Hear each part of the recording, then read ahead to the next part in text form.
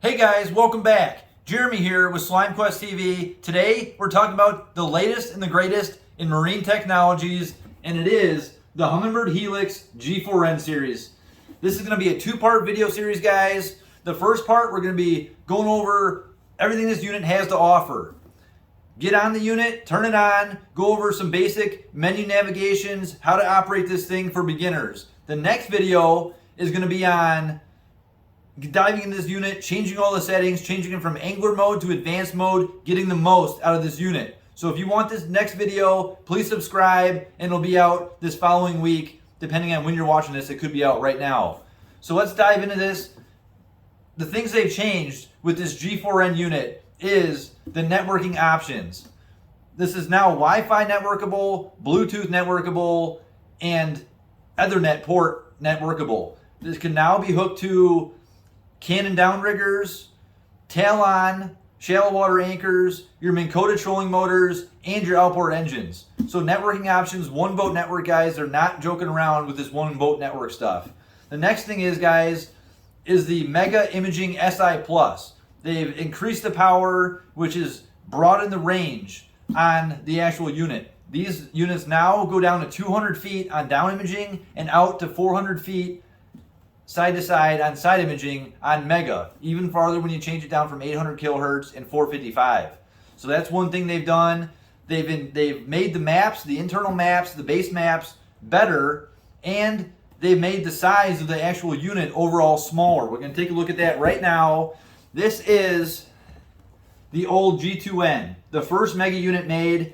It was big, bulky. The same shell fit the 9 and the 10-inch units, which has a smaller 9-inch screen on a big 10-inch screen behind it.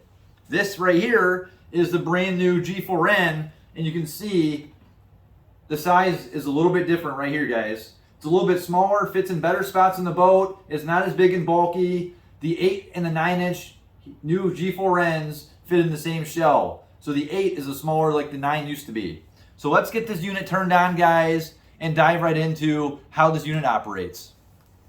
Powering the unit on, guys, all you want to do is hit this power button once down on the lower right hand side. We're going to get this baby powered on. Alright guys, now that you have your Humminbird Helix G4N powered on, I'm going to go ahead and talk about these keys on the right hand side of your unit and explain what each of them does. The first key and the most key you're going to use is the view key. This is going to toggle you between screens like your 2D, your side imaging, down imaging. That's how you're going to navigate to each of your screens that you want to see. The exit button is going to take you back if you passed a screen that you want to get to. This plus and minus key is going to up and down your sensitivity when you're in 2D, down imaging, side imaging, or if you're in maps, it's going to zoom in or zoom out on your maps. This check button right here is to change the frequencies when you're in 2D, side imaging, or down imaging, which I'll talk to more about that on the next video. Your mark button is for marking waypoints. As you drive over a piece of structure, you can hit that mark button and it'll create a waypoint. If you want to have you map go to the waypoint, you can hit this go to button and click on whatever waypoint you want them to go back to. These three buttons here are the actual smart keys. Those are going to be a shortcut to whatever screen that you use the most. Say that you use side imaging the most, you go ahead and you can hit and hold whatever key, smart key that you want. A shortcut is saved. Now I'm going to go ahead and exit to the screen I was on before, and say you just powered on your unit and you want to go to your side imaging without having to hit this view button 10 times. You go ahead, hit that first smart key, and it's going to bring you right to your side imaging. You got 3 of these on the Humminbird Helix 8, 9, 10, and 12, and you got 6 of them on the actual 15-inch unit. The power button, of course, powers the unit on. Hit it once. To power it off, you hit this button for 4 seconds and hold it down. Now I have this unit on simulator mode for 2 reasons. One is so I don't get any glare where you guys can actually see what I'm talking about. The next thing is, guys, without hooking this to a transducer, if you just take your power cord, hook it up to a battery, this is a great way to just learn your unit before you get out there in the water and you have other elements thrown at you like floating around and trying to catch fish when you don't know your unit yet. So just take a few minutes, turn your unit on in your house without the transducer connected, and get to know your unit, navigate around there. Now the first thing I want to talk about, guys, is your quick menu. I'm gonna go ahead and hit this view button a couple times to get us to the side imaging screen, and to get to the quick menu, all you do is hit the menu once. For whatever screen you're on, whether it be 2D, navigation, side imaging, down imaging, you hit that menu button once and you're going to come to all the options for that screen. Sensitivity, contrast, range, SI side, you could have either the left or right side, your chart speed, your range. That's where you change all that. If you want your range to 50, you can set this to 50. We're gonna exit out of there, go to 2D, hit that menu button once. Here's all, or your down imaging, here's all your down imaging options. Whatever screen you're on, you hit that menu button once, you're gonna get all your options for that in particular screen. Now to get to your main menu, you go ahead and hit this menu button twice. That's gonna get you on your main menu, and it's gonna have all your options for everything on this main menu. You have your sonar menu, navigation menu, your chart menu, Humminbird chart menu, your setup, data sources, views, accessories.